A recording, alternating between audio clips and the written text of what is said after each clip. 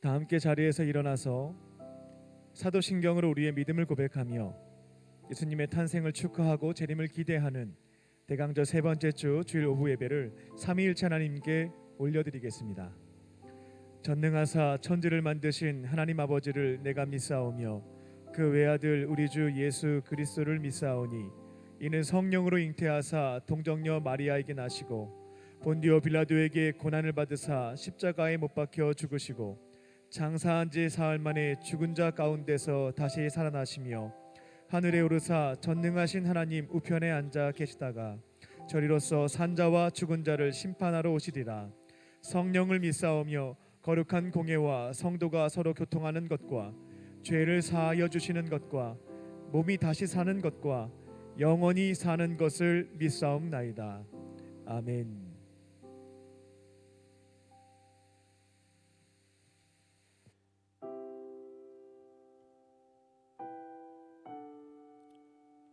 우리가 방금 고백했던 그 신앙의 고백을 한 번 더 우리 찬양으로 고백하며 나아가겠습니다. 하나님 앞에 우리가 서 있는 그곳에서 하나님을 전심으로 기뻐하며 즐거워하는 오늘 귀한 예배가 되기를 소망합니다.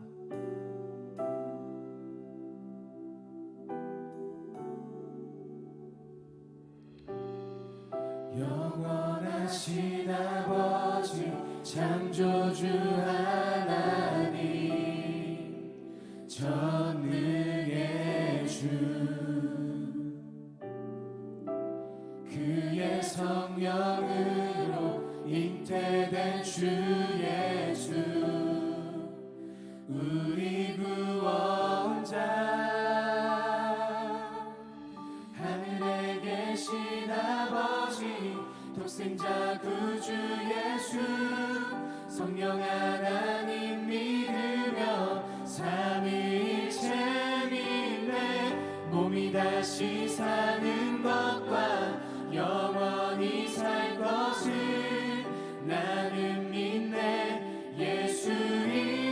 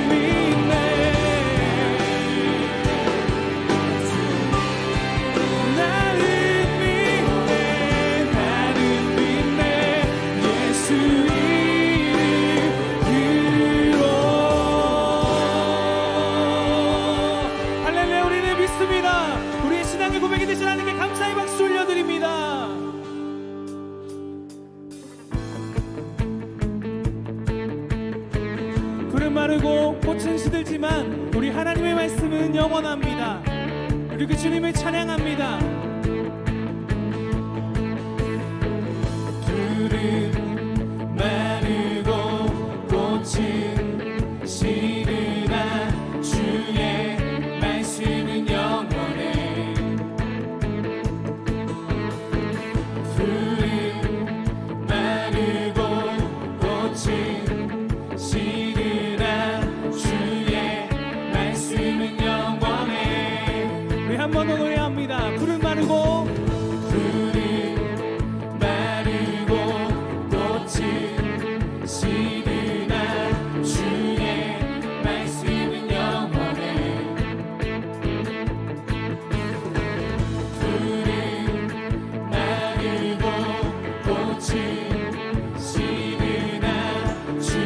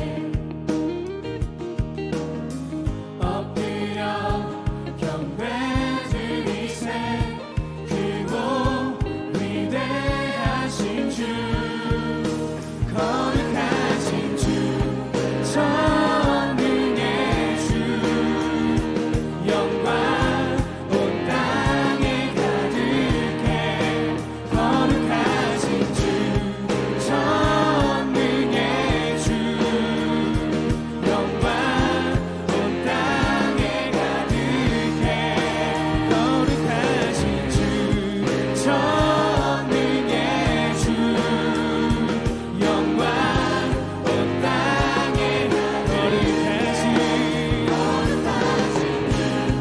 전능의 주 영광 온 땅에 가득해 주의 영광 영광 온 땅에 주의 영광 온 땅에 영광 온 땅에 가득해 하나님 우리의 목소리로 거룩하신 전능의 주 영광 온 땅에 가득해 거룩하신 주 전능의 주 영광 온 땅에 우리 한 번 더 노래해야 합니다. 일어나 두 손 들고 나의 힘이 되신 주님께 엎드려 경배 드리세 크고 위대하신 주 우리 모두 함께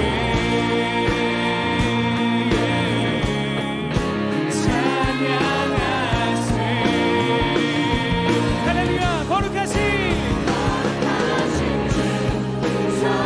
전능의 주 영광 온 땅에 가득해 거룩하신 주 전능의 주 영광 온 땅에 주의 영광 영광 온 땅에 주의 영광 온 땅에 가득해 거룩하신 주 전능의 주 영광 온 땅에 가득해 거룩하신 주 전능의 주 영광 온 땅에 가왜 거룩하신 주 전능의 주 영광 온 땅 우리 전심으로 그 거룩하신 하나님께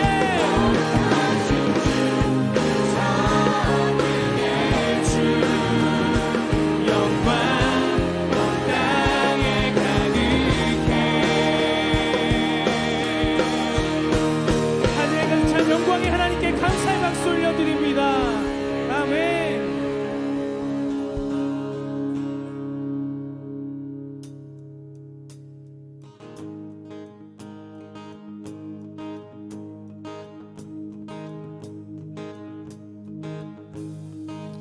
자격 없는 날와 함께서 반기시네 잃어버린 날 찾으신 오그 사랑 오그 사랑 독생자 예수 자유케 하네 주의 자녀라 하시네 내 모든 죄 대속하신 내 모든 죄 대속하신 주의 은혜 나 제 안에 있을 때 나를 위하여 죽으신 예수 독생자 예수 자유케 하네 주의 자녀라 하시네 아버지 집에 거할 곳 있네 주의 자녀라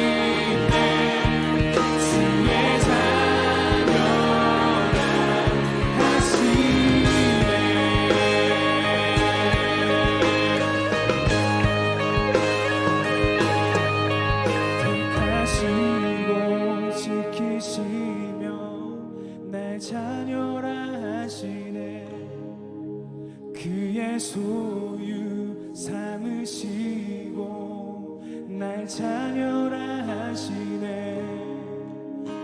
택하시고 지키시며 날 자녀라 하시네. 그의 소유 삼으시고 날 자녀라 하시네.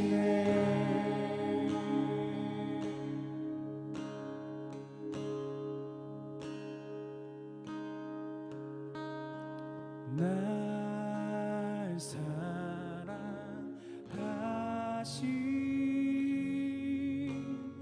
날 사랑하신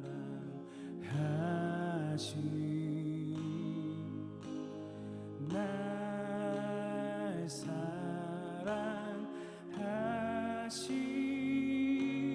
성경에 써있네. 날 사랑하신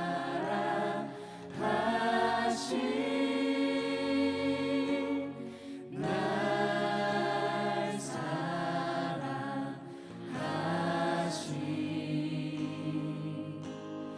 날 사랑하신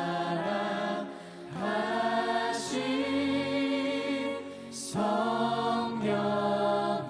여러분이 서 있는 그곳에서 우리 하나님을 찬양합니다. 날 사랑하신 날 사랑하신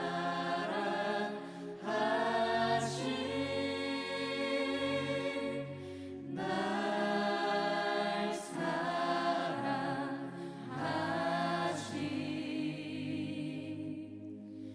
날 사랑하신 성경에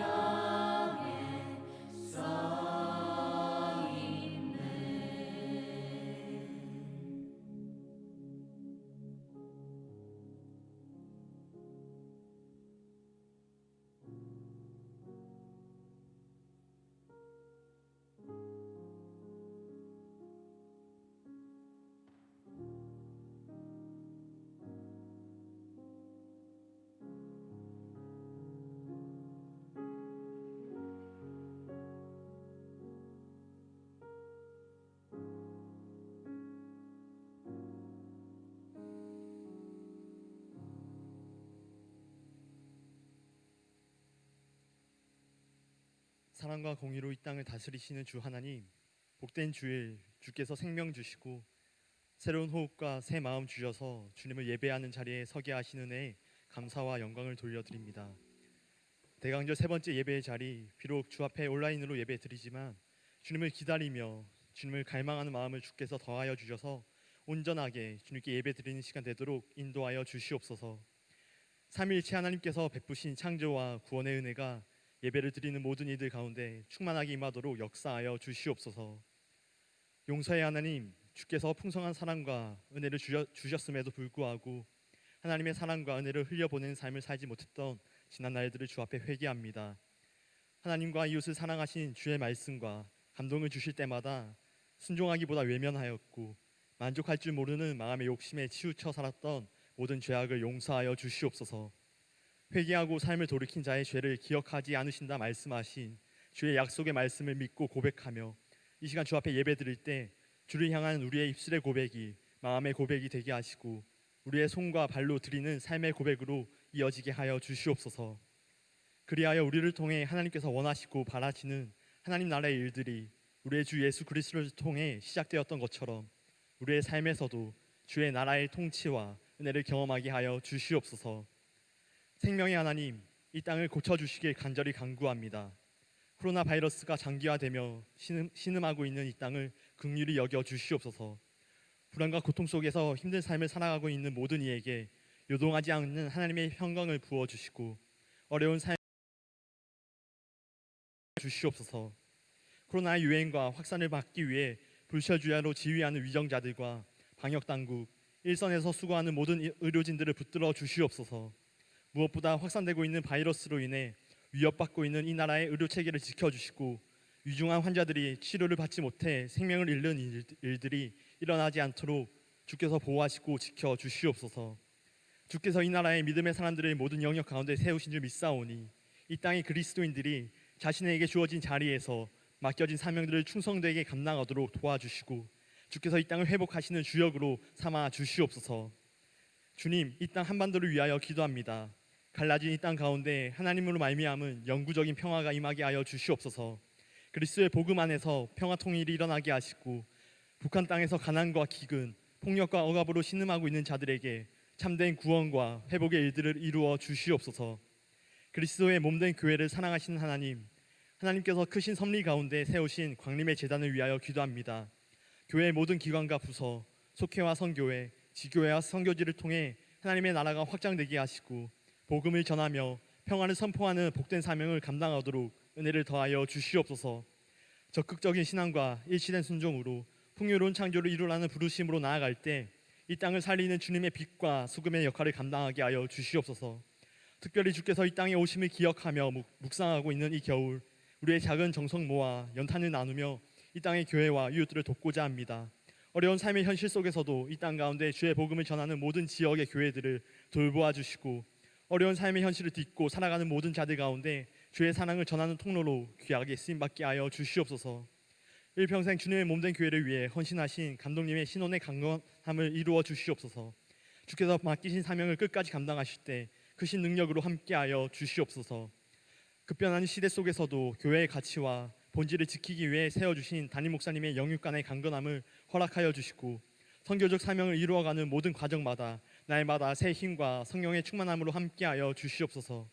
특별히 서울 남연회와 한국감리교회, 더 나아가 세계 교회를 위해 세워주셨사오니 하늘에 품으신 주의 뜻을 이 땅 가운데 이루어가는 길마다 크신 능력으로 함께하여 주시옵소서. 광림교회 청년부를 이끄시는 하나님, 이 시간 예배를 위해 기도합니다. 말씀을 전하시는 목사님께 성령의 충만함을 부어주시고 말씀을 사모하여 나온 모든 이들마다 하나님의 뜻과 마음을 깨닫고 순종하며 결단하는 복된 시간이 되게 하여 주시옵소서. 거룩한 주일 주님께 예배를 드리기 위해 보이지 않는 곳에서 시간과 정성을 담은 봉사로 헌신하고 있는 이들과 준비된 찬양으로 주께 영광 올려드리는 LF 미니스트의 고백을 기뻐 받아 주시옵소서. 하늘의 복으로 함께하여 주사 주께 드리는 기쁨이 넘치게 하시고 또한 주께서 채워주시는 충만한 은혜를 경험하도록 인도하여 주시옵소서. 모든 기도의 제목을 들으시고 이루어 주실 줄 믿으며 우리의 구원자 되시며 삶의 주인 되시는 예수 그리스도의 이름으로 기도합니다. 아멘. 하늘에 계신 우리 아버지여, 이름이 거룩히 여김을 받으시오며 나라의 임하옵시며 뜻이 하늘에서 이룬 것 같이 땅에서도 이루어지이다. 오늘날 우리에게 일용할 양식을 주옵시고 우리가 우리에게 죄 지은 자를 사하여 준 것 같이 우리의 죄를 사하여 주옵시고 우리를 시험에 들게 하지 마옵시고 다만 악에서 구하옵소서. 대개 나라와 권세와 영광이 아버지께 영원히 있사옵나이다. 아멘. 하나님께서 우리에게 주신 말씀은 마태복음 1장 18절에서 25절 말씀입니다. 예수 그리스도의 나심은 이러하니라. 그의 어머니 마리아가 요셉과 약혼하고 동거하기 전에 성령으로 잉태된 것이 나타났더니 그의 남편 요셉은 의로운 사람이라 그를 드러내지 아니하고 가만히 끊고자 하여 이 일을 생각할 때에 주의 사자가 현몽하여 이르되 다윗의 자손 요셉아 내 아내 마리아 데려오기를 무서워하지 말라. 그에게 잉태된 자는 성령으로 된 것이라. 아들을 낳으리니 이름을 예수라 하라. 이는 그가 자기 백성을 그들의 죄에서 구원할 자이심이라 하니라. 이 모든 일이 된 것은 주께서 선지자로 하신 말씀을 이루려 하심이니 이르시되 보라 처녀가 잉태하여 아들을 낳을 것이요 그 이름은 임마누엘이라 하리라 하셨으니 이를 번역한즉 하나님이 우리와 함께 계시다 함이라. 요셉이 잠에서 깨어 일어나 주의 사자의 분부대로 행하여 그의 아내를 데려왔으나 아들을 낳기까지 동침하지 아니하더니 나음에 이름을 예수라 하니라. 아멘.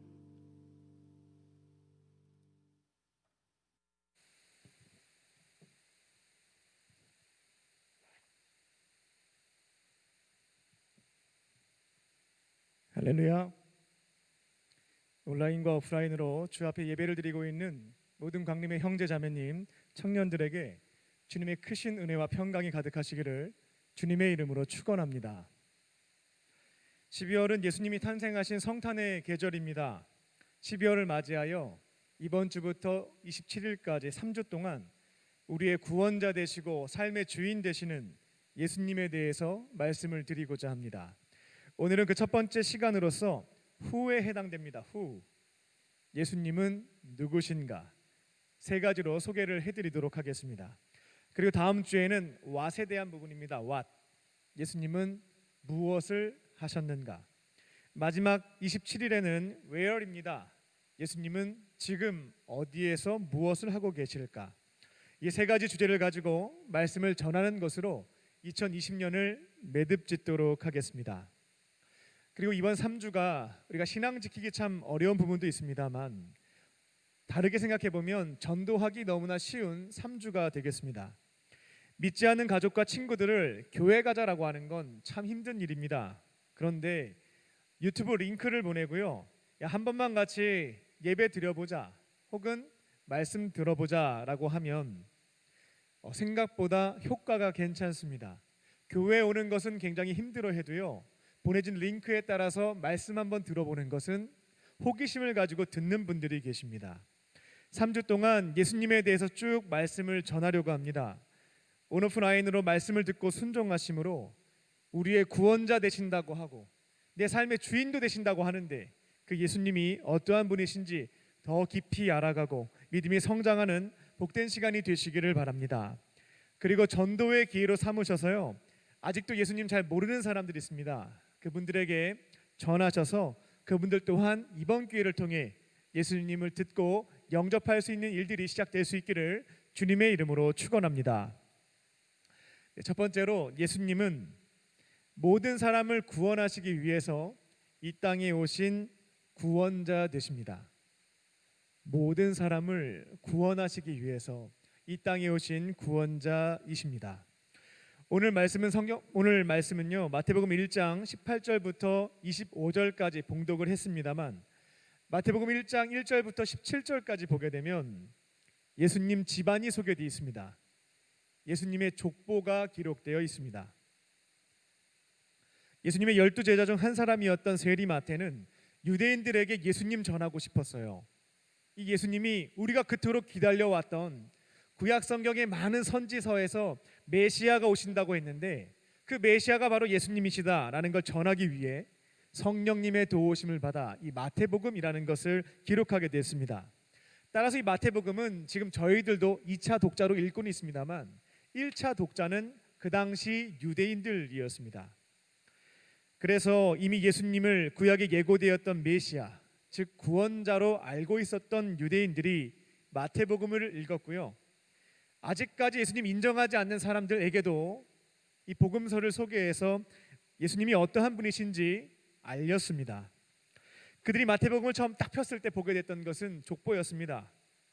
그리고 그 족보를 쭉 살펴보면서 예수님 메시아일 수 있는 가능성이 상당히 높다 판단할 수가 있었습니다. 왜냐하면 구약 성경에서 메시아는 다윗의 혈통에서 태어난다고 했는데 이 족보를 쭉 따라 올라가 보니까 거기에 다윗이 있는 것이죠. 그러면 일단 예수님은 메시아일 수 있는 가능성이 높다, 유대인들이 판단을 했습니다. 그런데 족보를 쭉 읽어가면서 이상한 점을 발견하게 되는 거죠. 원래는 족보에는 나중에 한번 보시면 남성들의 이름이 다 기록되어 있습니다. 그런데 조금은 어색하게도 4명의 여성의 이름이 기록되어 있습니다. 그래서 그 여인들이 얼마나 훌륭한 사람들인가 궁금한 마음으로 살펴봤을 것이고요, 충격을 받았을 것입니다. 이 4명의 여인은 유대인들이 아닙니다. 이방 사람들이었고요, 모두 다 죄인들이었습니다. 그 당시 유대인들은 이 족보에 기록된 4명의 여성을 보면서 적지 않은 충격을 받았을 겁니다. 예수님이 메시아일 수 있다라고 하는 것은 동의가 되는데 그 집안에 어떻게 이방 여인이 있냐? 그리고 저 여인들 쉬운 사람들 아니다. 큰 죄를 지은 사람들인데 어떻게 저 여인들이 저 집안에 족보에 있을 수 있겠는가 하는 의문점을 가졌을 것입니다. 예수님의 족보에 등장하는 여인들을 소개해드립니다. 먼저는 1장 3절을 보게 되면 다말이라고 하는 여인이 등장합니다. 다말은 이방 지역인 아람 출신의 여성이었습니다. 근데 안타깝게도 남편이 일찍 죽었습니다. 그리고 남편의 동생과 재혼을 하게 됩니다. 지금 우리의 시각으로 이 말씀을 듣게 되면 이거 막장 드라마가 아닌가 이런 생각을 할 수가 있습니다. 근데 그 시대적 배경을 이해하게 되면 이런 뜻이 있어서 동생과 재혼했구나 이해할 수 있는 부분이 생깁니다. 그 당시 여성들은 법적으로 돈 버는 것이 불가능했습니다. 경제 활동을 못했다라는 겁니다. 남자들만 경제 활동이 가능했습니다. 또한 유대인들은 유목민족이었기 때문에 좋은 목초지를 따라서 여기저기 돌아다녔습니다. 따라서 여성이 과부가 되게 되면 여기저기 돌아다니는 것 위험하기도 하고요. 돈 버는 것도 금지되어 있었기 때문에 도무지 살 수가 없었습니다. 그래서 결국 사별을 하거나 이혼을 당하게 되면 어쩔 수 없이 먹고는 살아야 되잖아요. 성매매 여성으로 전락하는 경우들이 많았습니다. 이러한 안타까운 현실에서 남편을 잃고 자식도 없이 홀로 된 그 과부들을 보호하기 위해서 그 당시 이런 풍습이 만들어진 거예요. 야, 동생이라도 형수 책임져야 되지 않겠냐? 너가 책임 안 지면 이 형수 큰일 난다. 이런 개념이었다라는 겁니다. 그래서 다말은 죽은 남편의 동생이었던 오난과 결혼을 하게 됩니다. 근데 오난이 또 죽게 됩니다. 다말은 또다시 과부가 됐습니다. 시아버지 입장에서도 너무나 당황스럽죠. 이 다말과 결혼한 첫째 아들이 죽었습니다. 또 둘째랑 재혼을 했는데 둘째 아들도 죽었습니다. 시아버지였던 유다에게는 셋째 아들이었던 셀라가 남아 있었습니다만 결혼시킬 수가 없는 거예요. 불안하잖아요.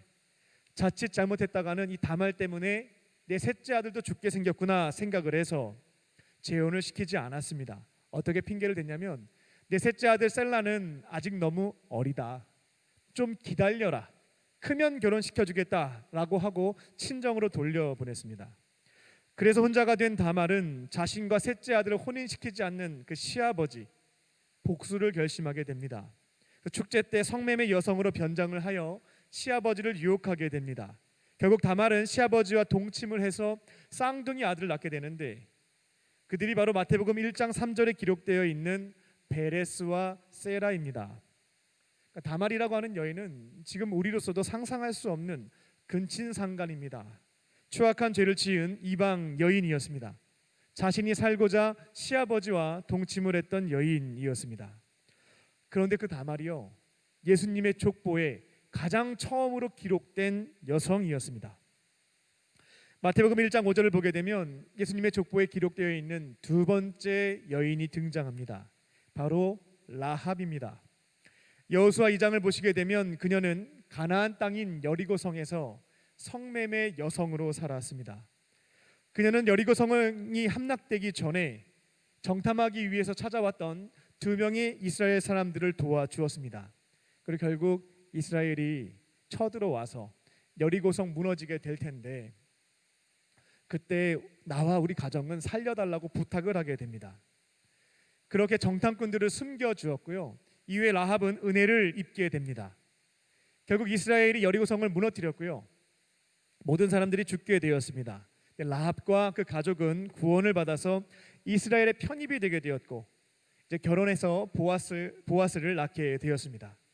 그 보아스는 룻과 결혼하여 오벳을 낳았고 오벳은 이새를 낳았고 이새가 바로 이스라엘의 가장 위대한 왕입니다. 다윗을 낳았습니다. 즉 가나안 출신의 이방 여인이자 성매매 여성이었던 라합은 이스라엘의 가장 위대한 왕인 다윗의 고조 할머니가 되었습니다. 그리고 예수님의 족보에 기록된 두 번째 여성이 되었습니다. 마태복음 1장 5절을 보게 되면 세 번째 여인이 등장합니다. 우리가 어버이 주일 때 가끔씩 듣는 그 룻입니다. 하지만 룻 또한 이방 여인이었습니다.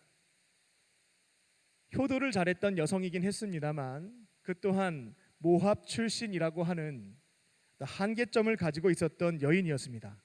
우리가 부모님 공경하는 거 참 힘들죠. 근데 이 룻은 시부모님을 위해서 국적을 바꾸고 종교를 바꾸고 이민까지 갔던 여인이었습니다. 너무나 훌륭한 사람이기 때문에 예수님 족보에 어울린다 판단할 수 있겠습니다만 그 모압 족속이라는 곳을 보게 된다면 생각이 달라지게 됩니다. 이 모압이라고 하는 건 이제 지명이기도 한데 사람 이름이기도 합니다. 모압은 아브라함의 조카였던 롯이 자신의 딸과 근친상간하여 태어나게 된 저주받은 인물이었습니다. 이 모압 지방은 바로 이 모압의 후손들이었는데 유대인들은 이 모압 사람 상대도 안 했습니다. 멸시했고요. 대화도 나누지 않았습니다. 결혼도 금지되어 있었던 것이 모압 지방 사람이었습니다. 그런데 예수님의 족보에 기록된 세 번째 여인 이 룻은 바로 근친상간의 죄를 범했던 모압의 핏줄이었습니다. 마지막으로 마태복음 1장 6절을 보게 되면 이 족보에 기록된 네 번째 여성이 등장합니다. 그것 또한 이방 여인인데요. 우리아의 장군 아내 밧세바였습니다. 그녀 또한 사연이 있죠. 다윗의 충신이었던 우리아 장군의 아내였지만 그 당시 이스라엘의 절대 권력이었던 다윗과 간통을 하여서 결국 아들을 낳게 됩니다. 근데 하나님의 벌을 받아서 그 아들 죽게 되고요. 우리아 또한 안타깝게 다윗의 손에 의해 제거당하게 됩니다. 하나님께서는 벌을 내리셔서 그 태어난 아기는 얼마 지나지 않아 죽게 되고 다윗은 회개를 했으며 다시금 다윗과 동침하여 솔로몬을 낳게 되기는 합니다. 하지만 다윗 또한 남편이 있는 상황에서 다른 남성과 간통을 저질렀던 죄가 있었던 이방 여인이었습니다. 이처럼 예수님의 족보에 기록되어 있는 이 네 명의 여인들, 유대인들이 볼 때에는 조금 충격적이었습니다. 어떻게 이방 여인, 이런 죄인들이 족보에 있을 수 있겠는가? 다말은 근친상간, 라합은 성매매, 룻은 근친상간의 핏줄, 밧세바는 간통을 저질렀습니다. 그래서 우리들도 이 말씀을 듣게 되면 적지 않은 충격을 받게 되는데요. 그 당시 유대인들은 더 크게 놀랐을 것입니다. 그러면 왜 하나님께서는 마태에게 이런 감동을 주셔서 굳이 적지 않아도 됩니다. 족보는 남자만 적으면 되는 거였거든요. 근데 이 네 명의 이방 여인을 왜 적도록 만드셨을까요? 하나님은 이 족보에 기록되어 있는 네 명의 여인들을 통해서 우리에게 주시고자 했던 분명한 메시지가 한 가지 있었습니다. 무엇인가 하냐면 모든 사람이 구원받을 수 있다라는 것입니다. 모든 사람이 다 예수님의 가족, 집안 식구가 될 수 있다라는 것입니다. 족보라고 하는 것은 내 가족이 누구인가를 알려주는 책입니다. 아버지가 누군지, 어머니가 누군지, 할아버지가 누군지. 만약 예수님의 족보에 위대하고요, 거룩하고 깨끗하고 정직하고 신실하고 성실한 사람들만 기록되어 있는 겁니다. 그러면 저와 여러분 같은 이방인들, 또 깨끗함이 없는 사람들은 어떻게 예수님의 가족이 될 수 있겠다 소망할 수가 있겠습니까? 하지만 예수님의 족보에는, 예수님의 가족들에게는 근친상간을 범한 여인도, 간통을 저지른 여인도, 성매매를 한 여인도 있었습니다. 또한 이 네 명의 여인들은 유대인들이 그토록 경멸했던 이방 사람들이었습니다. 하나님께서는 충격적이게도 이 네 명의 이방 여인들을 기록하게 하심으로 모든 사람이 하나님의 자녀, 예수님과 한 식구, 한 가족이 될 수 있다라는 사실을 알게 하셨던 것입니다. 예수님은 모든 사람, 저와 여러분을 포함해서 모든 사람을 구원하시기 위해서 이 땅에 오신 하나님의 독생자이십니다. 지금 이 자리에 앉아 있는 분들도, 또 영상으로 참여하고 계신 분들도 한 사람도 죄 없이 구원을 받을 수가 있습니다. 예수님과 한 가족이 될 수 있습니다. 믿으십니까? 모든 사람을 구원하시기 위하여 이 땅에 오신 예수님을 나의 구원자 주님으로 영접하시고 구원을 받는 저와 여러분이 되시기를 주님의 이름으로 축원합니다. 아멘. 두 번째로, 예수님은 우리의 마음을 공감하시고 문제를 해결해 주시는 분이십니다. 우리들의 상한 마음을 바르게 이해해 주시고 문제를 풀어 주실 수 있는 분이십니다. 오늘 본문을 보게 되면 예수님은 매우 신비스러운 방식으로 이 땅에 오신 것을 보게 됩니다.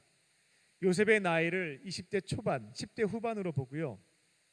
마리아는 10대 중반 정도로 봅니다. 그 시대에 이 정도 되는 남성과 여성들이 결혼을 했거든요. 요셉과 마리아는 먼저 약혼부터 했습니다. 유대교 율법에 따르면 약혼은 법적으로는 혼인한 것입니다. 근데 부부 관계는 아직 허락되지가 않습니다. 1년이 지나게 되면 이제 남자가 약혼한 여인을 집으로 데려오게 되고 이제 정상적인 결혼 생활을 시작하게 됩니다. 요셉과 마리아는 현재 결혼한 것은 아니고요, 정혼한 상태, 약혼한 상태였습니다. 그런데 놀라운 충격적인 소식이 요셉에게 들려오게 됩니다.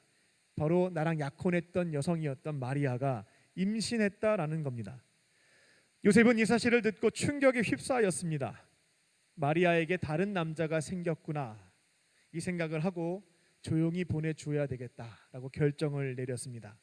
이혼 증서를 써줘서 마리아가 동침한 남성과 결혼할 수 있도록 길을 열어주려고 했던 것이 요셉이었습니다. 하지만 하나님은 요셉의 꿈에 현몽하셔서 꿈을 통해서 계시해 주셨습니다. 마리아는 다른 남자가 생긴 것이 아니라 성령에 의해서 임신을 하게 된 것이다 라는 것을 꿈을 통해서 계시해 주셨던 것입니다. 그리고 아들을 낳게 될 것이고 그 이름을 예수라고 지을 것을 명령하였습니다. 예수라고 하는 것은 히브리어 여호수아의 한글 번역입니다. 그리고 그 당시에는 흔한 이름이기도 했고요, 그 이름의 뜻은 여호와는 도움이시다 였습니다. 그리고 천사는 마리아가 성령으로 이제 메시아를 잉태하게 된 것은 구약 성경에 기록되어 있었던 말씀을 그대로 성취하기 위해서 그렇게 된 것이다 라고 설명을 해줍니다. 이사야서 7장 14절 말씀을 인용하여 메시아는 처녀의 몸에서 태어나게 된다고 했기에 예수님이 처녀였던 마리아, 그녀를 통해서 이 땅에 오시게 됐다라는 것을 알려주게 됩니다. 요셉은 하나님을 잘 믿는 사람이었기 때문에 천사가 꿈을 통해서 계시해 준 것을 진리라고 믿었고 즉각적으로 순종하여 행동했습니다. 마리아에게 이혼 증서를 주지는 않았고요, 집으로 데려와서 같이 함께 살게 됩니다. 결혼을 하게 됩니다. 그리고 예수님은 때가 되어서 태어나셨습니다. 유대 땅에서 가장 시골 동네라 할 수 있는 다윗을 배출한 멋진 동네긴 합니다만, 그래도 작은 사람이, 소수의 사람이 살고 있었던 시골 촌동네 베들레헴에서 탄생하셨습니다. 그리고 처음 누운 곳은 우리가 말구유 하면 뭔가 조금은 멋져 보이는데 말밥통입니다. 말밥통에 처음 누우셨죠. 그리고 예수님의 생일날에는 로마의 황제, 이스라엘의 왕, 고위 성직자들이 찾아와서 경배하지는 않았습니다.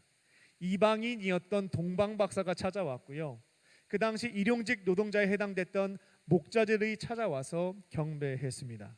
그러니까 예수님의 아들로서 그 생일에는 너무나 부족한 조촐한 생일이 되었다라는 것입니다. 그리고 예수님은 태어나시자마자 많은 고난을 당하십니다. 그 당시 이스라엘을 통치했던 헤롯 왕은 이 세상을 구원할 메시아가 태어났다는 얘기를 듣고 잘못하면 내 자리 빼앗겠는데 두려웠죠. 그래서 베들레헴에서 태어난 2살 미만의 아이들을 다 죽이라는 명령을 내리게 됩니다. 그 당시 약 한 80명 정도 죽었다라고 추정을 합니다. 이는 헤롯 왕의 죄로 인한 결과였지만 예수님이 탄생하셨던 것으로 인하여서 많은 이들이 복을 얻는 게 아니고요, 어린 애들이 많이 죽었습니다. 그 부모가 고통을 당하게 되었습니다. 아마 어린 시절 예수님에게는 이 내용이 너무나 큰 충격이자 마음의 상처로 남았을 것입니다. 그리고 요셉과 마리아는 헤롯이 죽이겠다라고 했기 때문에 이집트로 도망을 가게 됩니다. 막 출산을 했던 마리아, 갓 태어난 예수님, 120km를 떠나 도망치게 됩니다. 그리고 도착한 이집트에서는 외노자죠, 외국인 노동자로 살게 됩니다. 그러니까 예수님은 태어날 때부터 어린 시절까지 고생이 참 많으셨습니다. 그리고 나중에 헤롯이 죽었다라고 하는 소식을 듣게 된 뒤에 이스라엘 중에 가장 북단 갈릴리 나사렛 지역으로 이동하셔서 사시게 됩니다.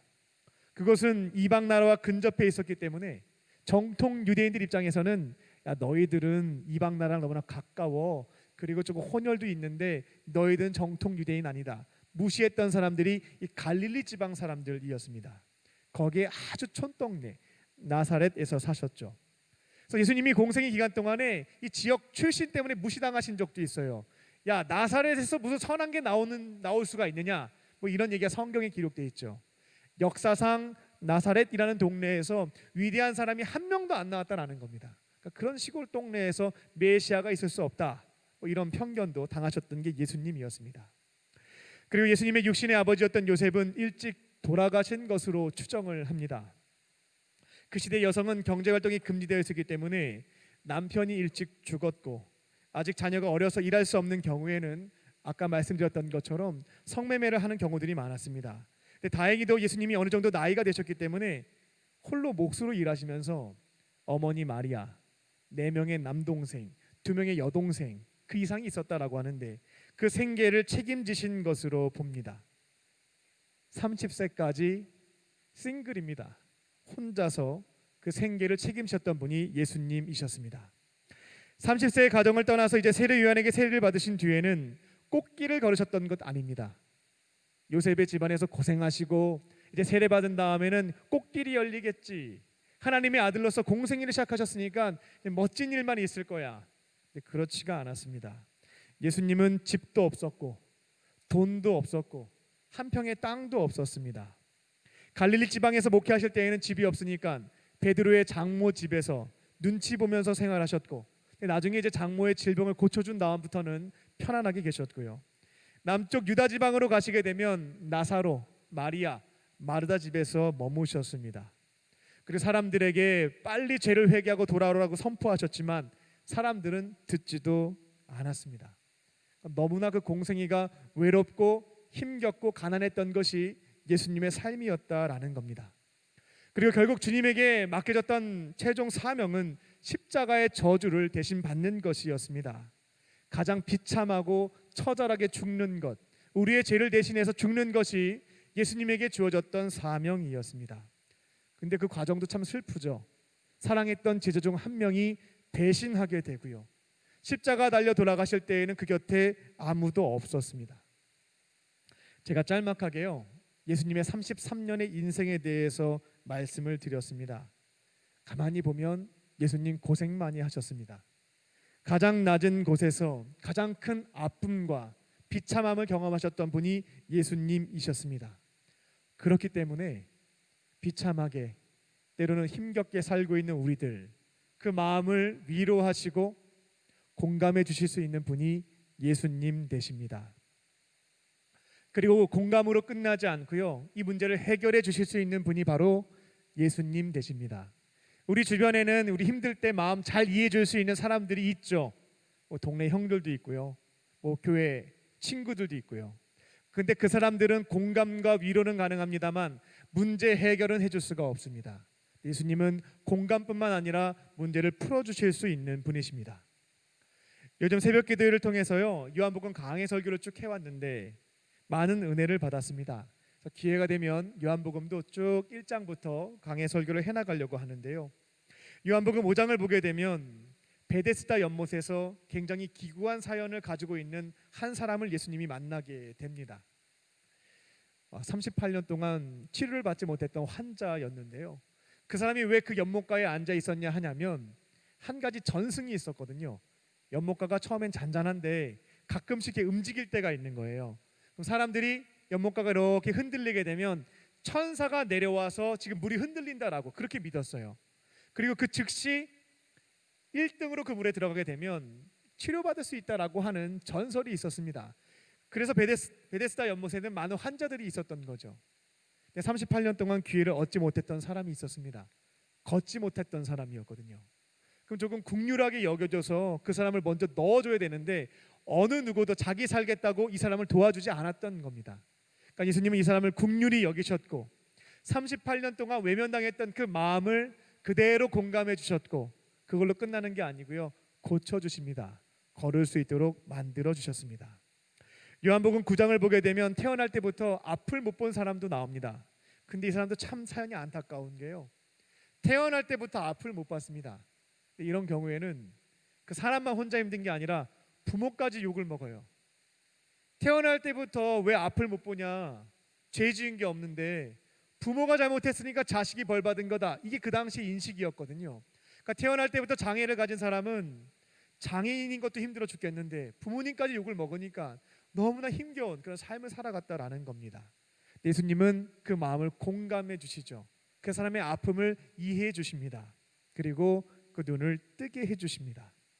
이처럼 예수님은요, 산전, 수전, 공준전 다 경험하셨거든요. 그래서 우리의 아픔과 상처와 고통과 어려움들을 모두 다 이해하실 수 있고 공감하실 수 있는 분이십니다. 그리고 신적 능력을 가지신 분이시기 때문에 모든 문제를 해결해 주실 수 있는 해결자 되십니다.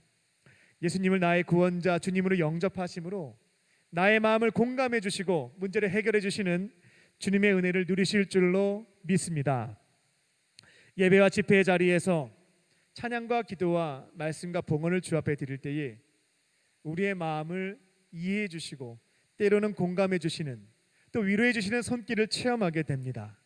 그리고 간절한 마음으로 도우심을 구하며 기도할 때에 우리의 손과 발을 통해서 혹은 누군가의 손길을 통해서 때로는요 전적으로 역사하실 때도 있어요. 초자연적으로 역사하심으로 문제를 해결해 주시는 분이 바로 우리 예수님 되십니다.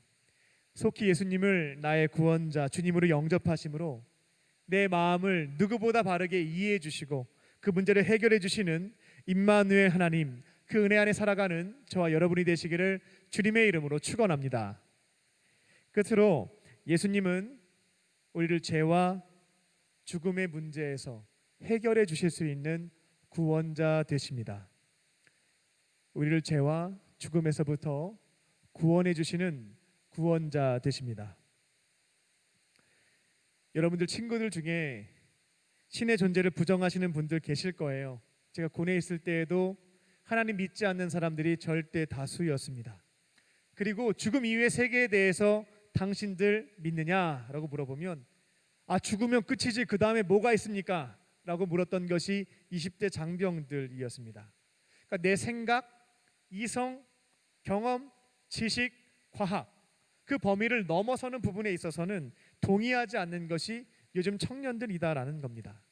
근데 여러분이 동의를 하든지 안 하든지 관계없이 하나님은 존재하시고 죽은 자들은 모두 부활해서 공의로우신 하나님 앞에 서서 심판을 받는 것, 이건 진리입니다. 그래서 누군가는 부활 후에 천국에서 영생하고 누군가는 지옥에서 영벌 받는 것, 믿든지 안 믿든지 관계없이 실현된다라는 겁니다. 묻겠죠. 목사님 증명해 보라고. 증명해 드릴 길은 없습니다. 저도 아직 죽어보지는 못했습니다. 다만 제가 이것을 진리로 믿는 까닭이 있습니다. 이유가 있다라는 겁니다. 역사적으로 이 땅에 사셨던 예수님은 실제로 죽으셨습니다. 십자가에 달리셨고 시체가 되셨습니다. 하지만 3일째 되는 날에 부활하셨죠. 그리고 40일 동안 제자들과 함께 지내셨습니다. 그 다음에 소멸하시지 않았습니다. 부활 승천하셔서 하나님 우편으로 가셨습니다. 저는 그래서 이것을 근거로 삼아 죽은 자는 부활하는구나, 그 다음에 심판이 있겠다, 그리고 누군가는 하나님의 우편 천국에서 영원히 살 것이고 누군가는 하나님의 좌편 하나님의 사랑과 은혜와 자비와 용서와 사랑의 손길을 눈꼽만치도 찾아볼 수 없는 그 지옥에서 영벌받겠구나 라고 믿고 있습니다. 그래서 이 땅에 사는 동안 내세가 있다, 심판이 있다라는 것이 동의가 되신다면 이 땅에 사는 동안 잘 살아야 되겠죠. 그런데 어떤 분들은 하나님을 무시하면서 없다고 생각하면서 자기 맘대로 삽니다. 내가 주인이지 내 인생 내 맘대로 살 거야. 그렇게 잘 살면 좋겠지만 하나님께서 소중하게 여기시는 가족, 주변에 있는 사람들에게 아픔과 상처를 많이 줍니다. 또 이 땅에 사는 동안에는 법의 테두리를 교묘하게 피해서 처벌받지 않는 범위 내에서 이것저것 죄를 짓습니다만 결국 하나님 앞에 서게 됐을 때에는 숨길 수가 없습니다. 하나님은 전지의 속성이 있어요. 전지라고 하는 것은 모든 것을 다 안다라는 겁니다. 그리고 마음의 생각, 중심까지 꿰뚫어 보시는 분이 하나님이시기 때문에 결국 우리가 이 땅에 살면서 하나님 없이 내 멋대로 살면서 지은 죄악들은 다 드러나게 된다라는 겁니다. 그래서 이 땅에 사는 모든 사람들은 결국 죄의 문제를 해결하지 못하면 공의로우신 하나님 앞에서 결국 심판받고 그 죄값을 받을 수밖에 없게 된다라는 것입니다. 쉽게 말해서 지옥에서 죄값 치르는 겁니다. 형벌받는 것입니다. 이를 성경에서는 영벌이라고 표현합니다. 하나님께서 굉장히 개팍하셔서 개팍하셔서 매우 착한 사람을 지옥에 던져넣는 것이 절대로 아니고요. 이 땅에 사는 동안 우리가 지은 죄에 대한 정당한 대가를 지옥에서 받는다라는 것입니다. 이처럼 하나님을 부정하면서 죄짓고 살아가는 인간들을 하나님께서는 죽음 이후에 부활시키셔서 공의롭게 심판하시고 영벌받게 되십니다. 근데 하나님은 이런 인간들을요 너무나 불쌍히 여기셔요. 그냥 내버려둬도 될 텐데, 하나님 없다 그러고 부정하면서 내 알아서 살겠다고 하는데, 이들까지도 긍휼하게 여기셔서 구원하시고자 2000년 전에 매우 특별한 일을 벌이시게 되죠. 그게 바로 오늘 본문에 등장하는 그 예수님 이 땅에 오신 사건, 성육신 사건입니다. 예수님이 이 땅에서 많은 일들을 행하셨습니다만 결국 가장 중요하게 감당하셨던 것은 십자가 대속 사건이었습니다. 결국 우리가 받게 될 죄의 형벌과 지옥의 저주라고 하는 것을 십자가에서 대신 받아주신 사건인 것이죠. 예수님이 그 십자가 대속 사건을 감당해 주시는 것으로 인해서 이제 우리는 죄도 용서받을 수 있고 천국에서 영생할 수 있는 구원의 문이, 그 길이 열리게 된 것입니다. 하나님께서는 너무 사랑이 많아가지고요 구원받는 일에 있어서 우리한테 무슨 봉사활동을 요구하시거나 선행을 요구하시지 않아요. 그 아들을 통해서 구원을 위한 모든 일들 다 하셨고요, 이제 우리에게 필요하다라고 말씀하시는 것은 딱 한 가지밖에 없습니다. 우리를 위해서 이 땅에 오셔서 십자가에서 나의 죄의 형벌과 지옥의 저주를 대신 받아주신 그 예수님, 그분을 라비오, 무슨 성인이요 뭐 이럴 거 아니고요, 나의 구원자 주님으로 믿고 이제 마음의 문을 열고 영접하는 겁니다. 그 영접하는 자들, 그 믿음을 귀하게 여기시고 모든 죄를 용서해 주시고 영원한 생명을 주시겠다라고 약속하신 분이 바로 하나님 되십니다. 묻겠습니다. 여러분은 우리를 구원하시기 위해서 모든 죄를 용서받게 하시고 천국에서 영원히 살 수 있도록 그 길을 열어주시기 위해서 이 땅에 오신 예수님을 나의 구원자, 나의 주님으로 믿으십니까? 십자가에 달려 죽으시고 3일째 되는 날에 부활하셔서 지금 다른 데에 가 계시지 않고요, 여러분의 마음의 문 밖에 서서 기다리고 계시는 그 예수님을 마음의 문을 열고 영접하시겠습니까? 영접하는 자들은요, 곧 그 아들을 믿는 자들은 하나님의 자녀가 되는 권세가 주어집니다. 그 믿음을 하나님이 의롭다 여기시고 모든 죄를 용서해 주시고 하나님 자녀가 되는 권세를, 천국에서의 영원한 삶을 약속해 주십니다. 믿으십니까? 말씀을 맺겠습니다. 우리 예수님은요 모든 사람입니다. 유대인만 구원하러 오신 게 아닙니다. 잘난 사람만 구원하러 오신 것도 아닙니다. 모든 사람을 구원하시기 위해서 이 땅에 오신 구원자이십니다. 우리 예수님은요 우리의 모든 아픔과 상처를 바르게 이해하고 공감해 주시며 해결해 주시는 해결자이십니다. 예수님은 우리를 죄와 죽음에서부터 구원하셔서 죄사함과 영원한 생명을 주시는 구원자 되십니다. 이제 예수님을 나의 구원자 주님으로 믿고요, 마음의 문을 열고 영접하시기 바랍니다. 그렇게 나를 구원해 주시는 예수님, 나의 문제를 이해해 주시고 공감해 주시고 해결해 주시는 예수님, 영원한 삶을 약속해 주시는 예수님의 그 은혜 안에 살아가는 저와 여러분이 되시기를 주님의 이름으로 축원합니다. 아멘. 기도하겠습니다. 살아계신 하나님, 오늘 우리에게 말씀을 주시니 감사합니다. 모든 사람을 구원하시기 위하여 이 땅에 오신 예수님, 우리의 모든 상처와 아픔을 바르게 이해하시고 공감해 주시는 예수님, 다양한 통로를 통해서 이 문제를 해결해 주시는 예수님, 죽음 이후 부활해서 천국에서 영원히 살도록 우리에게 은혜를 베풀어 주시는 예수님, 이제는 다른 신 믿지 않게 하여 주시고 내 자신을 따라 살지 않게 하시고 나의 구원자 되시는 예수님을 나의 주님으로 믿고 영접할 수 있게 하여 주셔서 이와 같은 은혜 안에 살아갈 수 있는 모든 청년들, 성도님들 될 수 있도록 은혜 베풀어 주시옵소서. 모든 것 감사드리오며 예수님의 이름으로 기도합니다. 아멘. 오늘 주신 말씀을 기억하며 시간을 뚫고 함께 찬양하겠습니다.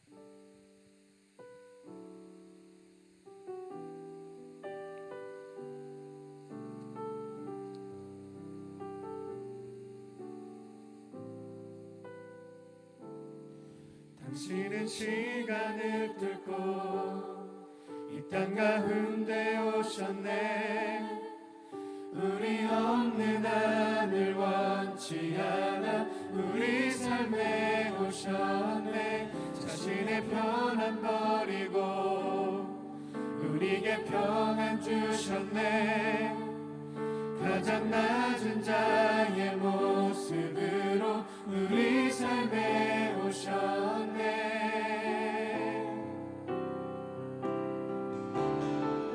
하나님 우리와 영원히 함께 하시네.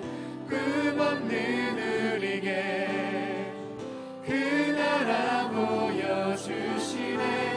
연약한 자들의 친구가 되어주시고 힘없는 우리의 인생을 위로하시네. 우리 한 번 더 고백하겠습니다. 당신은 시간을 뚫고 이 땅 가운데 오셨네. 우리 없는 하늘 원치 않아 우리 삶에 오셨네. 자신의 편안 버리고 우리에게 평안 주셨네. 가장 낮은 자의 모습으로 우리 삶에 오셨네.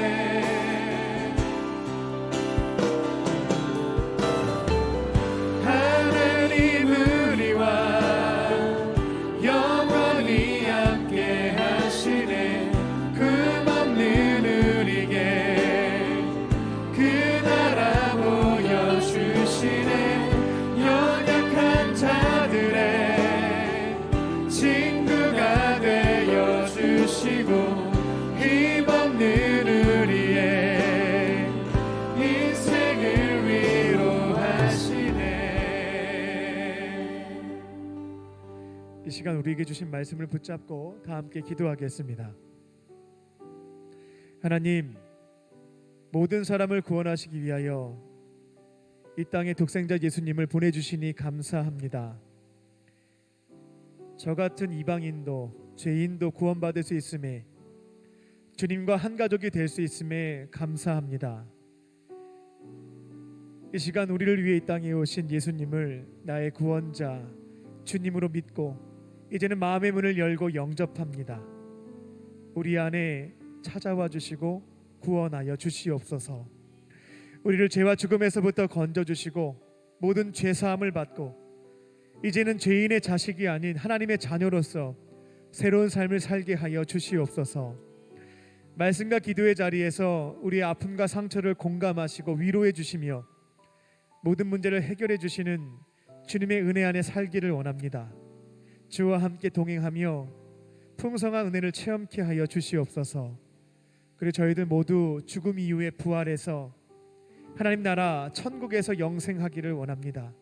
우리에게 영원한 생명을 허락하여 주시옵소서. 다 함께 이 세 가지 기도의 제목을 붙잡고 이 시간 통성으로 기도하겠습니다. 살아계신 아버지 하나님, 감사합니다. 저 같은 죄인도 구원받을 수 있음을 족보를 통하여서 알게 하여 주시니 감사합니다. 우리 같은 이방인들도 하나님 앞에 선한 것이 하나도 없는 이 죄인들도 아버지 하나님 구원받을 수 있게 하여 주시니 감사합니다. 구원의 문을 열어주시니 감사합니다. 주님과 한 가족이 될 수 있음을 믿으며 이제는 나를 위해서 죽으시고 부활하신 그 예수님을 나의 구원자 주님으로 영접하게 하여 주시옵소서. 하나님, 우리의 모든 죄를 용서하여 주시옵소서. 하나님 앞에 의로운 것이 하나도 없습니다. 깨끗한 것도 없습니다. 하나님, 저희를 공의로운 심판대 앞에서 의롭다 칭찬받고 하나님 나라에서 영원히 살아갈 수 있도록 우리의 더러운 모든 죄악들을 주님 용서하여 주시옵소서. 하나님, 이제 주님을 내 안에 모시고 주와 함께 동행하며 살기를 원합니다. 나의 힘들고 어려운 사정들을 사람들이 알지 못합니다. 오직 주님께서 이보다 더한 고통을 당하셨던 주님께서 나의 아픔을 다 아시고 이해하시고 공감해 주실 믿습니다. 이제 주와 함께 주시는 위로하심을 가지고 해결해 주시는 그 능력을 힘입어서 살아갈 수 있는 우리들 될 수 있도록 은혜 베풀어 주시옵소서. 하나님, 이 주님과 함께 은혜 가운데 살아갈 수 있는 우리의 삶이 되게 하여 주시옵소서.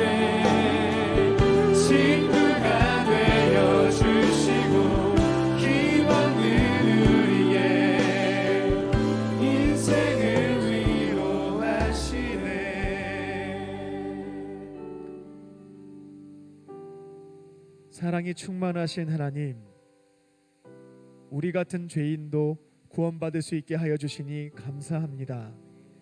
우리에게도 구원의 문을 열어주시니 감사합니다. 선한 것도 없고 잘난 것도 없고 의로운 것도 없습니다. 하나님의 은혜를 의지하며 주님의 어떤 구원을 간구하며 이 시간 우리의 죄를 고백하며 우리를 구원하시기 위해서 이 땅에 오신 예수님을 이제는 나의 구원자 주님으로 고백하며 영접합니다. 우리 가운데 함께 하여 주시고 이제는 주님과 함께 동행하며 살면서 때로는 힘든 마음 위로해 주시고 어려운 문제를 풀어주시는 예수님의 은혜 안에 살아갈 수 있는 우리 모두 되게 하여 주시옵소서. 우리에게 영원한 생명을 약속해 주시니 감사합니다. 예수님을 믿는 자들에게 영생을 주신다 하셨사오니 이제 그 믿음을 굳건히 붙잡고 죽음 이후의 세계를 두려워하지 않으며 이 땅 가운데서 주와 함께 동행하며 승리하며 살다가 주님의 나라에서 영원한 안식을 얻을 수 있는 영원한 평강을 얻을 수 있는 우리 모두 되게 하여 주시옵소서. 그렇게 하실 줄 믿고 감사드리오며 예수님의 이름으로 기도합니다. 아멘. 우리에게 말씀을 주신 주님께 감사의 박수를 올려드리겠습니다.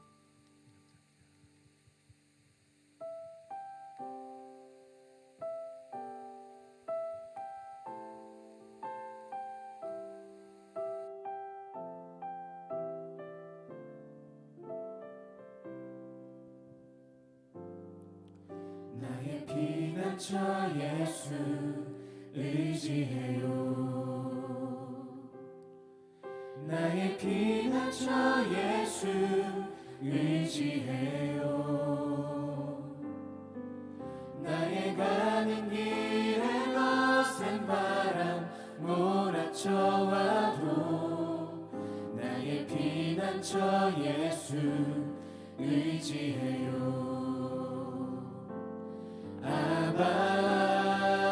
아버지 나를 사랑하시니 나의 모든 것 주께 드려요. 아버지 내가 여기 있으니 주님 영광 위하여 써주세요. 나는 영원히 주님 사랑해요. 나는 영원히 주님 사랑해요. 세상 어떤 것도 나의 사랑 끊을 수 없네. 나는 영원히 주님 사랑해요. 우리 그 마음을 담아 자리에 일어나셔서 함께 찬양합니다.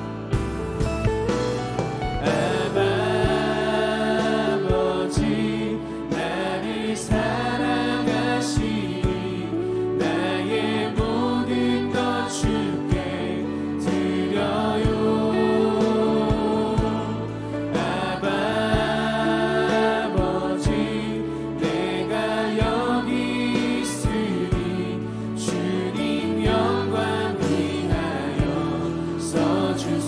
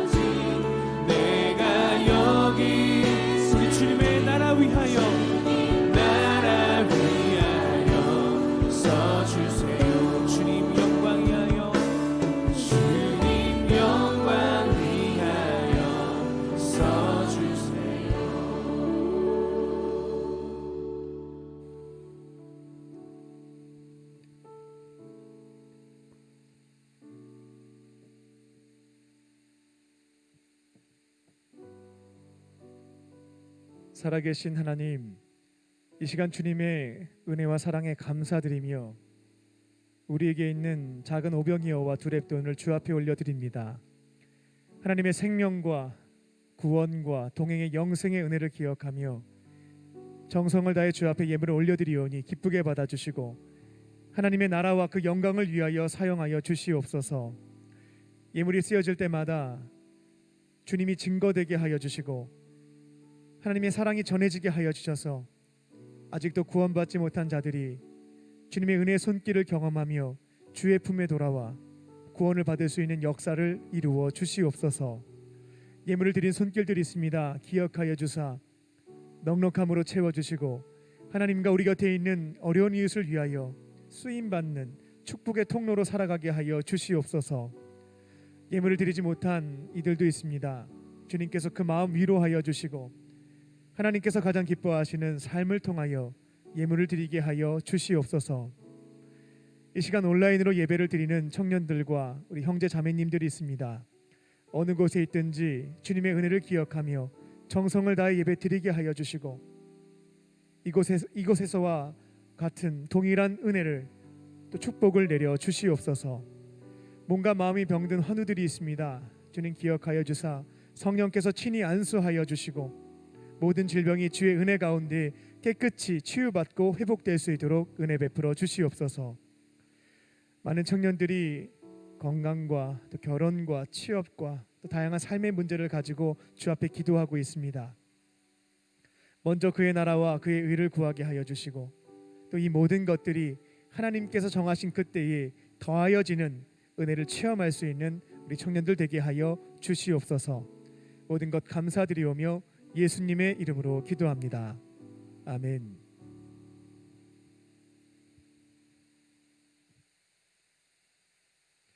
할렐루야. 네, 우리 서로를 향해서 인사를 나누겠습니다. 우리 방송팀은 저기 줌 화면을 송출해 주시기 바랍니다.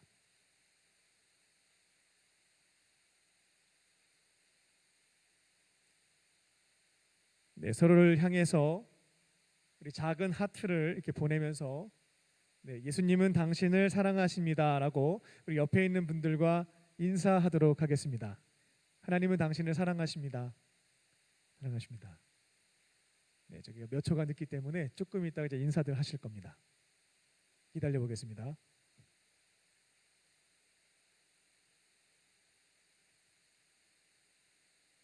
네, 한 번 하셨고요.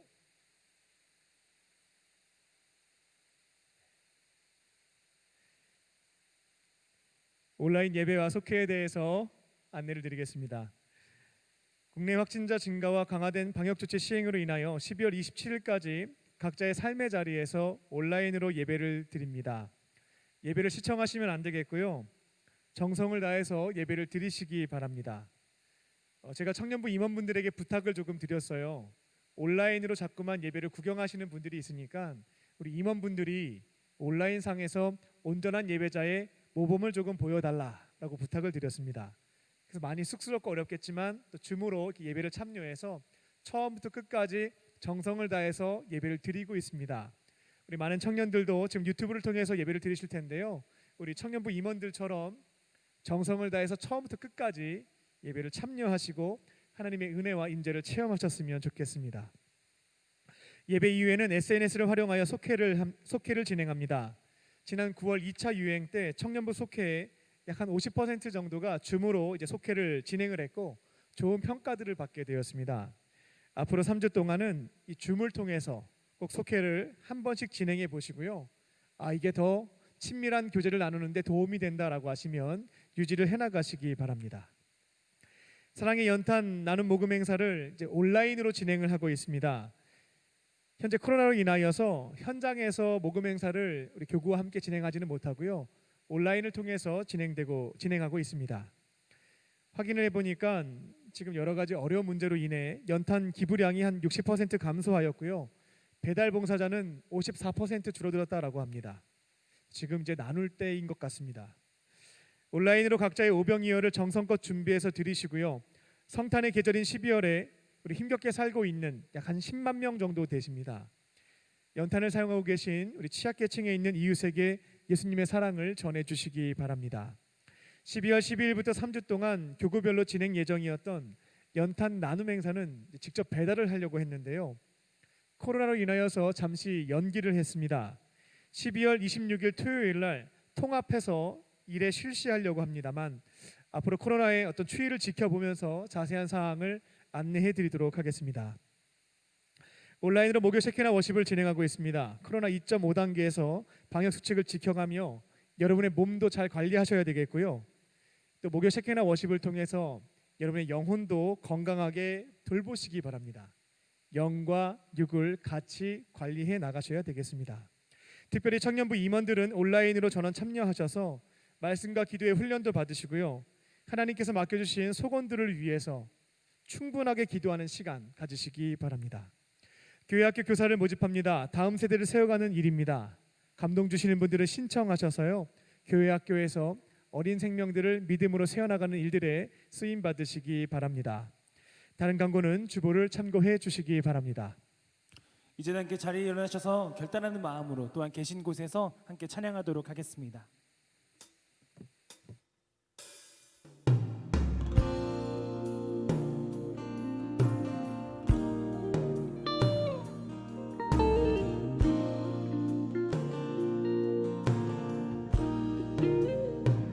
우리 영혼에 주가 주신 꺼지지 않는 빛이 있네.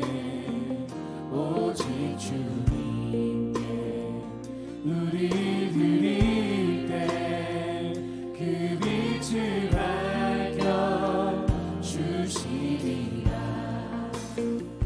이제 일어나 소망이 없는 어느 세상에 나아가라. 내 빛 비춰라. 모두 알도록 빛을 들고 세상으로 빛을 들고 세상으로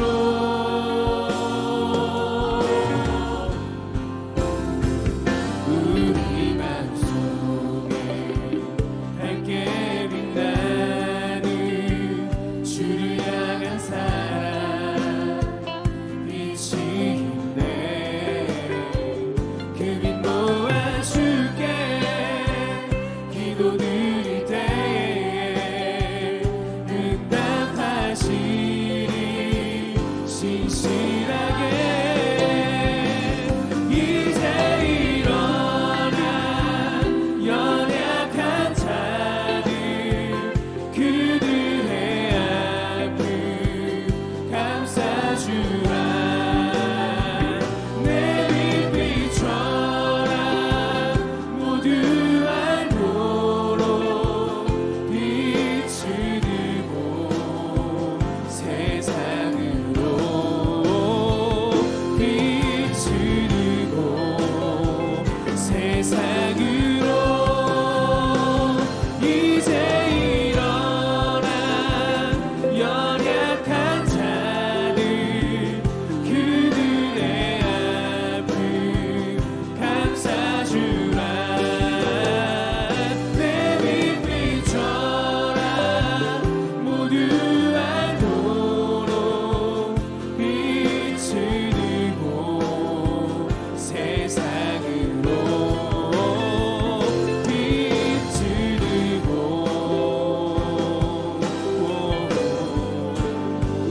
세상으로. 그렇게 되신 하나님께 감사의 박수 올려드립니다. 이제는 우리 주 예수 그리스도의 은혜와 아버지 하나님의 크신 사랑하심과 성령님의 함께하심이 모든 사람을 구원하시기 위하여 이 땅에 오신 예수님을 나의 구원자, 나의 주님으로 믿고 모든 죄 사함 받고 주와 함께 동행하며 살다가 영원한 천국에서 영생하기를 원하는 모든 믿음의 형제들 자매들 머리 위에와 온라인상으로 주님의 은혜를 기억하며 정성을 다하여 예배를 드리는 모든 청년들, 또 성도님들 머리 위에 코로나로 인하여서 어려운 시간을 통과하고 있는 우리의 이웃들 머리 위에 지금부터 영원토록 함께 하시기를 간절히 축원하옵나이다. 아멘.